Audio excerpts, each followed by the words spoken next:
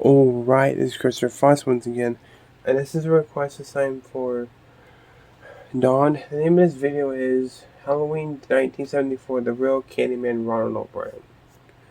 I have no idea what this is about, so let's check it out. Yay. It's okay. You're supposed to be scared of Halloween. People go out of their way to dress up as ghouls and goblins in Halloween's the of best. this holiday to scare you. But as a parent, there's always been something scary underlying an important part of October 31st. Your child trick-or-treating and receiving poisoned candy. On Ooh. Halloween 1974 in Pasadena, Texas, the O'Brien family would live that very night.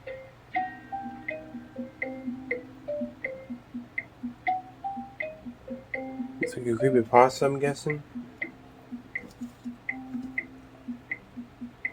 8-year-old Timothy O'Brien is dressed up as a monkey from the Planet of the Apes, and his 5-year-old sister Elizabeth was a princess. Okay, there's a cannonball. I'm scared now. Having just gotten off work as an optician, rushed home because there was rain in the forecast, and he didn't want the kids to be disappointed.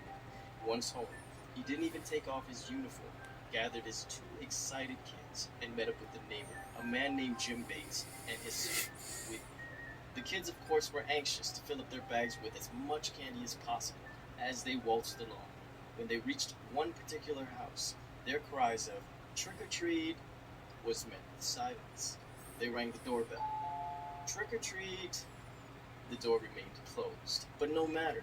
There were plenty of houses left. So as the kids were already heading towards the next house, Timothy's father, Ronald, noticed that a person had finally opened the door to the previous house.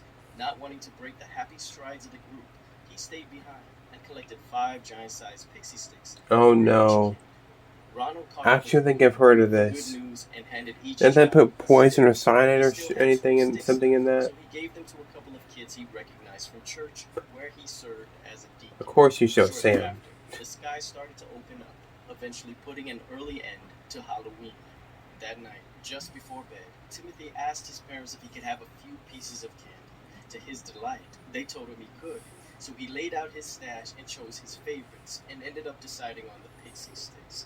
With the help of his father, the cumbersome straw was opened, and Timothy tipped the sweet candy powder into his mouth. He turned to his dad, made a disgusted face, and complained how bitter it was. His dad quickly went to the kitchen to get some Kool-Aid to help offset the bad taste. Timothy drank it, but then his stomach started hurting. Oh The boy got shit. up and ran to the bathroom, where he started violently convulsing as his Oh body my tried God. to throw up whatever he had ingested. Ronald rushed into the bathroom to aid his son. Okay, Frantically telling his wife that's creepy. to call for an ambulance as he cradled Timmy What the in fuck, his man? arms. The boy's eyes started to lose life. He was fading fast, but there was nothing Ronald could do but cry as Timothy's body goes limp. Jesus Timothy Christ. O'Brien would die on the way to the hospital. Pathology reports concluded that he had ingested enough potassium cyanide to kill 2 full-grown adults. Jesus Traced back to the pixie Christ. sticks, which still had remnants of the poison. Ronald O'Brien was asked to detail his That's account of sad. the entire That's night super as sad. the police immediately went into action. Ronald's daughter Elizabeth, fortunately, had not eaten the candy, so the police's first Never eating pixie was sticks to again find the other after 3 this. children. Whitney Bates and one of the church kids had also not gotten to the pixie sticks yet, but the same could not be said of the last child. When the police informed his parents of what happened to Timothy O'Brien, everyone frantically rushed to his room, where they found him laying, unmoving, on his bed, with the pixie sticks in his hand. One could only imagine the level of fear in that room to see this. And then the absolute relief when they realized the pixie sticks was not open.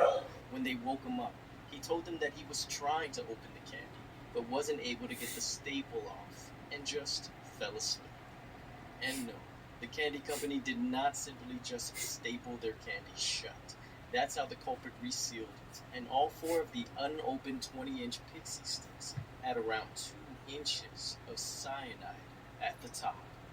The police did a dragnet, scouring the community for more tainted candy, informing everyone in the area that a boy had lost his life after eating poisoned candy. Jesus. The community was terrified. Always The story check your went on to receive candy. a lot of media coverage, Always check your horrifying candy. parents all across America that a lunatic was poisoning children's candy in Texas. It became, and still is today, the greatest concern of parents when it comes to Halloween.